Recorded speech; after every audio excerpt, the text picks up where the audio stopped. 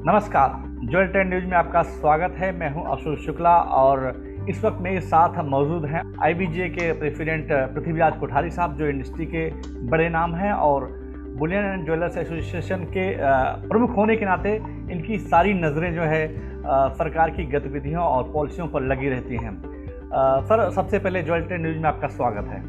धन्यवाद शुक्ला जी। सर, सबसे पहले जानना चाहेंगे कि ज्वेलरी मार्केट ही सबसे ज़्यादा इफेक्टेड हुआ है, अभी की ताज़ा हालात क्या हैं? तो इस लॉकडाउन की वजह से लोगों में एक भय का वातावरण हो गया और हमारी इंडस्ट्री सबसे ज़्यादा प्रभावित होती है। लोगों की इतनी इन्वेंट्री होती है जिसमें उनको इंटरेस्ट पे करना रहते हैं, इतने उनके यहाँ पे वर्कर काम करते हैं। और लॉकडाउन इस टाइम में ऐसे हुआ, पहले महाराष्ट्र लॉकडाउन किया, फिर दूसरे स्टेट लॉकडाउन होते गए, तो ऐसे ऐसे लॉकडाउन धीरे धीरे बढ़ते गए। एक स्टेट से, यहाँ से दिल्ली, गुजरात, मध्य प्रदेश, फिर तमिलनाडु, केरला, इस तरह से लॉकडाउन हर एक स्टेट में बढ़ रहे हैं, ताकि उसके हिसाब से लोगों में काफ़ी एक भय भी हो गया था। और सेकंड चीज़ उसमें हो गई थी कि काफ़ी लोग सरवाइव कर रहे थे। बहुत से लोग गांव चले गए थे, तो वहाँ होने की वजह से फिर यहाँ आए, तो इस तरह लोग बहुत ज़्यादा भारी मात्रा में इस टाइम पे सेकेंड वेव में दुखी हुए हैं और काफ़ी लोगों को हमने खोया भी है। एक तरफ लॉकडाउन और दूसरी तरफ हॉल मार्किंग का इशू। हॉल मार्किंग के चलते इस इंडस्ट्री को कितना परेशानियों का सामना करना पड़ रहा है। हालांकि केंद्र सरकार ने एक कमेटी गठित कर दी, आप लोगों की बात को सुनी गई और गाइडलाइन के साथ जो है हॉल मार्किंग अनिवार्य किया गया है। नो डाउट हॉल मार्किंग बहुत ही बढ़िया चीज़ है, कंज्यूमर के लिए, ज्वेलर्स के लिए, हर एक के लिए, क्योंकि और हॉल मार्किंग का हर एक एसोसिएशन, पूरे हिंदुस्तान के हर एक एसोसिएशन है उसको, ज्वेलर्स ने उसको वेलकम किया था। हॉल मार्किंग के लिए किसी को कोई दिक्कत नहीं थी, बट यही सिस्टम थी कि जब सब ज्वेलरी आपकी जो है 20 है, 23 है, हर एक स्टेट के अलग अलग प्योरिटी के इश्यूज होते हैं, तो उनको भी माननीय मंत्री जी ने उनको सुना, पीयूष गोयल जी ने, और उसके बारे में एक कमेटी की रचना की है। और कमेटी की रचना के बाद में डिसाइड करेंगे 20 कैरेट, 23 कैरेट को भी उन्होंने ऐड किया है। बट सबसे बड़ी दिक्कत आ रही है इस इंडस्ट्रीज को कि एक तो हॉल मार्किंग सेंटर बहुत कम है, फिर उसको पोर्टल पे डालना है, पोर्टल में डालने के बाद में आपको कौन सी हॉल मार्किंग में देना है, उसका नंबर लेना है। तो आज की डेट में मेट्रो सिटी के अंदर हॉल मार्किंग के लिए, जहाँ पहले एक दिन में काम हो जाता था, सुबह शाम में या रात को सुबह में, अब उसके लिए 5-5, 7-7 दिन की वेटिंग होती है।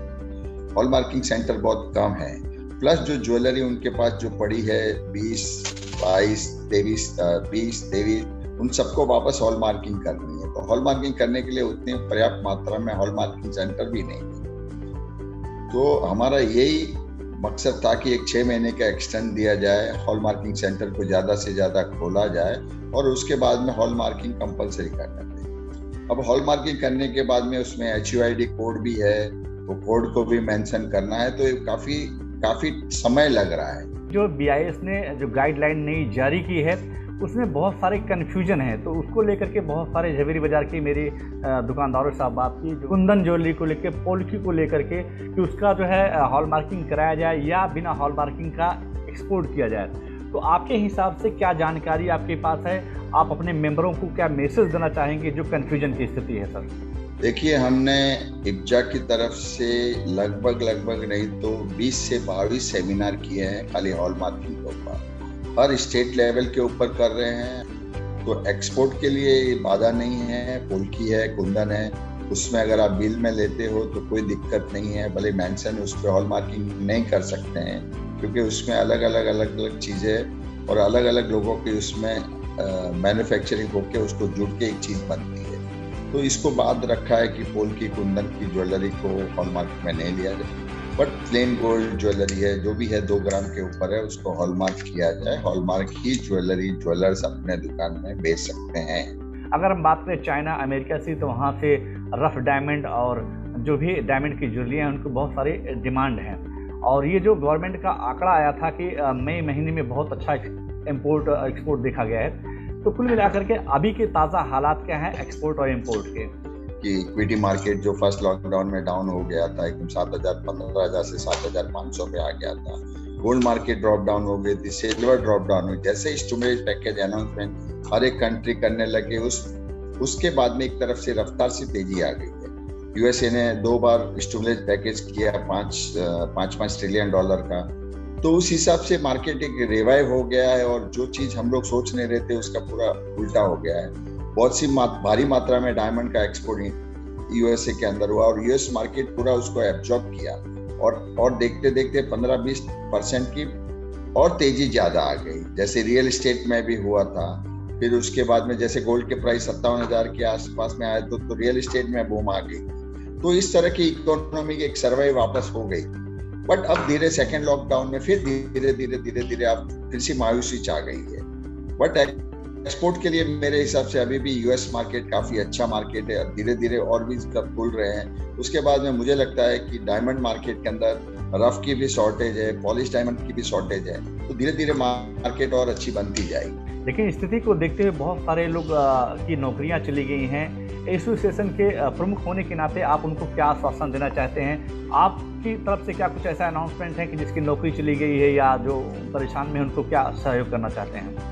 देखिए, हम लोग जो वर्कर लोग यहाँ से चले गए हैं वो धीरे धीरे आ रहे हैं। उनकी हमने सुरक्षा, उनकी सेहत के लिए हम लोग ने काफ़ी इंतजाम किया है। हम लोग बहुत ही जल्दी एक जेमन ज्वेलरी पार्क का अनाउंसमेंट करने जा रहे हैं, जिसमें कारीगरों के रहने की व्यवस्था इन हाउस रहेगी, उसकी उनकी हर एक देखभाल की व्यवस्था, उनकी सोशल रिस्पॉन्सिबिलिटी हमारी रहेगी, उनकी हेल्थ वाइज रहेगी। तो हम लोग इस तरह की एक प्लानिंग करें, क्योंकि जवेरी बाजार जैसे एरिया के अंदर इतना क्राउडेड एरिया में इतनी फैक्ट्रियाँ, इतनी कारखाने होने की वजह से उनको भी दिक्कत होती है, लोगों को भी दिक्कत होती है और काम करने में उतनी सहूलियत नहीं मिलती है। सर, पहले लॉकडाउन के बाद ज्वेल ट्रेंड ने एक एग्जीबिशन लगाकर ज्वेलरी इंडस्ट्री को प्लेटफॉर्म दिया था। इस बार फिर जो है 12 से 15 अगस्त के बीच 4 स्टार होटल में ऑर्गेनाइज कर रहा है। क्या कुछ कहना चाहेंगे ज्वेल ट्रेंड की इस मिशन के बारे में?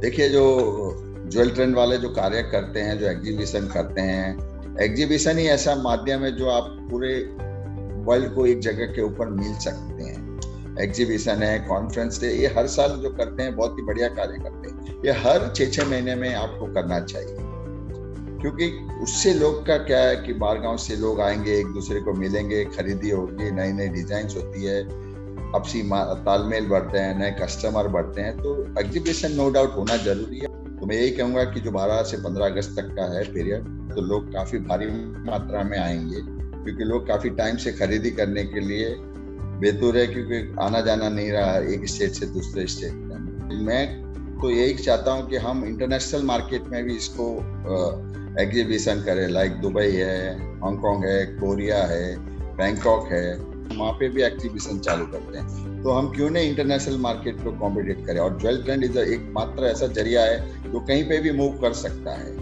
सर, एक लास्ट सवाल, आपके एसोसिएशन का फ्यूचर प्लान क्या है? आप अपने मेंबरों को क्या संदेश देना चाहते हैं कि आने वाले दिनों में इंडस्ट्री को देखते हुए?